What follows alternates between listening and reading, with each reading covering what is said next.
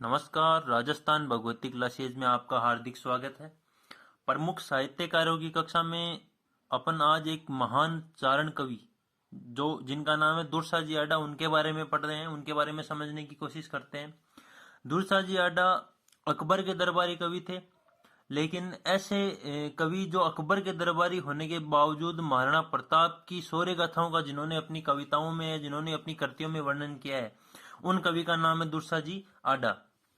जो अकबर थे, इनकी इसी शैली से, जो निर्भय शैली थी, निर्भक शैली थी, इसी शैली से प्रभावित थे, क्योंकि ये ना किसी से डर के, ना किसी की शरण में, ऐसे कुछ इनके कोई प्रभाव नहीं पड़ता था। ये निर्भक रूप से एक अपनी कविताएं लिखते थे, चाहे किसी की बड़ाई हो, चाहे किसी की बुराई हो। अकबर की भी ये बुराई करते थे, महाराणा प्रताप की बुराई करते थे। तो आप ये समझ सकते हो कि जो दुर्साजी आडा है वो कितने निर्भक रूप से लिखने वाले कवि थे। आइए इनके बारे में जानते हैं। इनका जो जन्म हुआ था धुंधला गांव जोधपुर में हुआ था। कहाँ हुआ था इनका जो जन्म हुआ था? धुंधला गांव जोधपुर में हुआ था। ये गोत्र से क्या थे? चारण। चारण जाति के थे दुर्साजी आडा। गोत्र से क्या थे? चारण। जन्म कहाँ हुआ था? धुंधला गांव जोधपुर में हुआ था। ये सर्वप्रथम पाली, पाली के बाद में सिरोही, इन्होंने बहुत से राज्यों का इतिहास लिखा है, बहुत से राजाओं के बारे में इन्होंने लिखा है। इसमें सबसे जन्म जो हुआ था इनका जोधपुर में हुआ था, वहां से ये पाली गए थे और पाली से ये सिरोही के लगभग गए थे, फिर अकबर के दरबारी कवि रहे। इनका जो जन्म हुआ था धुंधला गांव जोधपुर में हुआ था। गोत्र से ये थे चारण, अकबर के क्या थे? दरबारी कवि। इनकी जो प्रमुख रचनाएं आती हैं वो आती है विरुद्ध छतरी। विरुद्ध छतरी जो महाराणा प्रताप के शौर्य की गाथाओं का वर्णन करती है। विरुद्ध छतरी जो है, जो महाराणा प्रताप के शौर्य की गाथाओं का वर्णन करती है। दूसरी इनकी जो है कृतार बावनी। कृतार बावनी में इन्होंने सामाजिक व आर्थिक स्थिति का वर्णन किया है। सामाजिक और आर्थिक स्थिति का वर्णन किस कृति में किया है दुर्साजी आडा ने? कृतार बावनी में। इनकी तीसरी जो है वीरमदेव सोलंकीरा दुआ। ये प्रमुख तीन है। इसके अलावा इन्होंने बहुत सी कृतियां लिखी थी, लेकिन सब यहाँ पे आ नहीं सकती, इसलिए जो प्रमुख तीन है जिनके बारे में लगभग एग्जाम्स में पूछा जाता है वो अपन ने लिए। कौन कौन सी? विरुद्ध छतरी महाराणा प्रताप के शौर्य की गाथाएं की है। कृतार बावनी सामाजिक व आर्थिक स्थिति का जिसमें वर्णन किया गया है, वो कौन सी है? कृतार बावनी। तीसरे वीरमदेव सोलंकीरा दुहा। इनकी ऐसे प्रथम कवि जिनकी पीतल की मूर्ति है, ऐसे प्रथम कवि जिनकी पीतल की मूर्ति है, उनका नाम क्या है? दुर्साजी आडा। इनकी पीतल की मूर्ति कहाँ स्थित है? अचलेश्वर महादेव है अचलगढ़ में। अचलेश्वर महादेव कहाँ है? अचलगढ़ में। जिनके अंगूठे की पूजा होती है, अचलेश्वर महादेव के अंगूठे की पूजा होती है। अंगूठे की पूजा होती है। अचलेश्वर महादेव में शिव के अंगूठे की पूजा होती है। वहां पे पीतल की मूर्ति कौन से कवि की है? दुर्साजी आडा की। एकमात्र कवि जिनके पीतल की मूर्ति है, जिनकी पीतल की मूर्ति है, कौन है? दुर्साजी आडा। इनकी जो तुलना है, प्रमुख इतिहासकारों ने इनकी जो तुलना है वो महाकवि भूषण से की है। तुलना किनसे की है इनकी? प्रमुख इतिहासकारों ने महाकवि भूषण से। इनकी तुलना किससे की है? महाकवि भूषण से इनकी तुलना की है। तो चारण जाति के प्रमुख कवि है।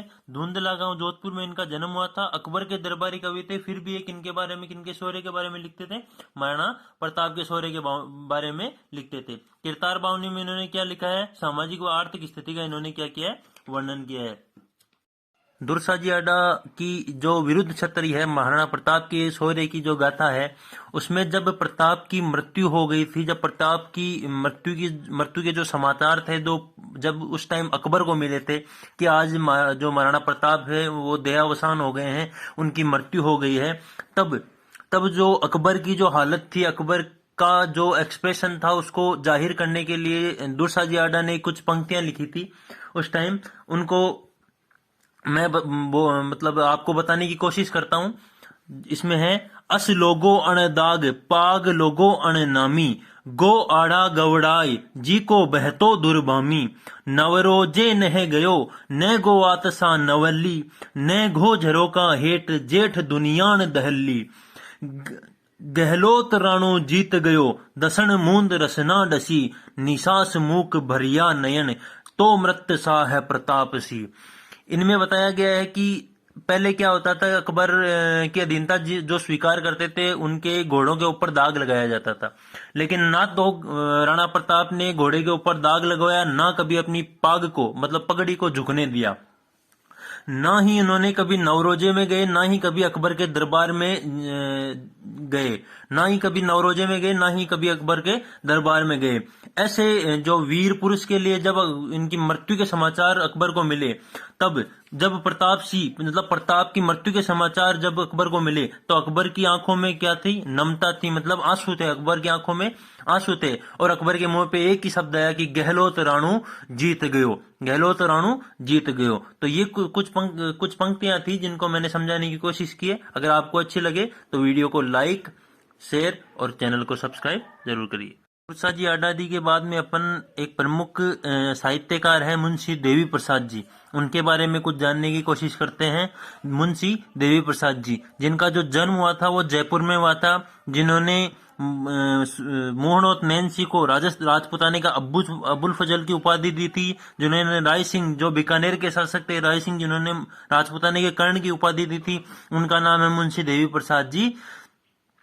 प्रमुख साहित्यकार हैं ये। जन्म इनका हुआ था जयपुर में। आगे देखते हैं इनके बारे में। जन्म हुआ था इनका जयपुर में। कब हुआ था? 1848 ईस्वी को। कब हुआ था? 1848 ईस्वी को। कहाँ हुआ था? जयपुर में। 16 वर्ष की आयु से इन्होंने टोक राज्य की सेवा करना प्रारंभ कर दिया था। 16 वर्ष की आयु से इन्होंने किस राज्य की सेवा प्रारंभ कर दी थी? टोक राज्य की सेवा। इन्होंने कुछ हिंदी अनुवाद मतलब कुछ प्रमुख कृतियां थी जिनके हिंदी अनुवाद किए इन्होंने, जिसका नाम है बाबरनामा। बाबरनामा का इन्होंने हिंदी अनुवाद किया है। हुमायूं नामा का इन्होंने क्या किया है? हिंदी अनुवाद किया है। जहांगीर नामा का भी क्या किया है इन्होंने? हिंदी अनुवाद। औरंगजेब नामा और नैन्सी को राजस्थान। बाबरनामा, हुमायूंनामा, जहांगीरनामा, औरंगजेबनामा का इन्होंने क्या किया है? हिंदी अनुवाद किया है। इनकी एक प्रमुख कृति है नैन्सी को राजस्थान। ये इनकी एक प्रमुख कृति है। बाबरनामा, हुमायूंनामा, जहांगीरनामा और औरंगजेबनामा, इनका तो इन्होंने किया है हिंदी अनुवाद, और नैन्सी को राजस्थान इनकी क्या है?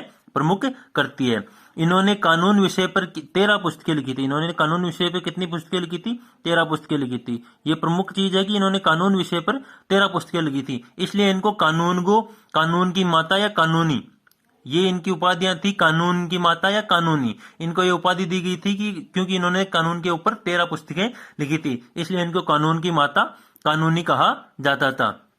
इन्होंने सर्वप्रथम जो था मारवाड़ राज्य का कानून लिखा था। कौन से राज्य का कानून लिखा था? अगर पूछ लिया जाए कि मुंशी देवी प्रसाद जी ने सर्वप्रथम किस राज्य का कानून लिखा था, तो मारवाड़ जो राज्य था पश्चिम राजस्थान का, उसका इन्होंने सर्वप्रथम क्या लिखा था? कानून लिखा था। इन्होंने कानून पर कितनी पुस्तकें लिखी थी? 13 पुस्तकें लिखी थी, इसलिए इनको क्या कहते हैं? कानून की माता। इनकी जो प्रमुख रचनाएं आती है, स्वप्न राजस्थान और मारवाड़ का भूगोल। स्वप्न राजस्थान और मारवाड़ का भूगोल। स्वप्न राजस्थान जो थी वो ख्वाब राजस्थान का हिंदी अनुवाद थी। क्या थी? ख्वाब राजस्थान लिखा था इन्होंने टोंक में लिखा था ख्वाब राजस्थान। उसका हिंदी अनुवाद कौन सी पुस्तक लिखी थी इन्होंने? स्वप्न राजस्थान नाम से लिखी थी। दूसरी इनकी है मारवाड़ का भूगोल। दूसरी इनकी मारवाड़ का भूगोल। इन्होंने जो थी उपाधियां जो मैंने शुरू में बताई थी, राजपुताने की, सॉरी ये गलत लिख दिया गया, राजपुताने का अबुल फजल, राजपुताने का अबुल फजल। नैन्सी जी को इन्होंने क्या उपाधि दी है? राजपुताने का अबुल फजल। अगर किसी व्यक्ति को कहते हैं तो वो है मोहनोत नैन्सी। किन्होंने कहा है? मुंशी देवी प्रसाद जी ने। राजपुताने का अबुल फजल मोहनोत नैन्सी को इन्होंने कहा है। और राय सिंह जी जो थे बीकानेर के शासक थे, राय सिंह जी, उनको इन्होंने कहा है राजपुताने का कर्ण। राजपुताने का कर्ण की संज्ञा दी है राय सिंह जी को, और राजपुताने के अबुल फजल की संज्ञा दी इन्होंने मोहनोत नैन्सी को। इनकी जो मृत्यु हुई थी वो हुई थी 1923 ईस्वी को। कहाँ हुई थी? जोधपुर में। कहाँ हुई थी? जोधपुर में। इन्होंने प्रथम कानून किस राज्य का लिखा था? जोधपुर राज्य का, मारवाड़ राज्य का इन्होंने प्रथम कानून लिखा था। इन्होंने कानून के बारे में कितनी पुस्तकें लिखी थी? इन्होंने कानून के लिए 13 पुस्तकें लिखी थी। इन्होंने बाबरनामा, हुमायूंनामा, जहांगीरनामा, औरंगजेबनामा का इन्होंने क्या किया था? हिंदी अनुवाद किया था। इनका जो जन्म हुआ था जयपुर में हुआ था 1848 ईस्वी को।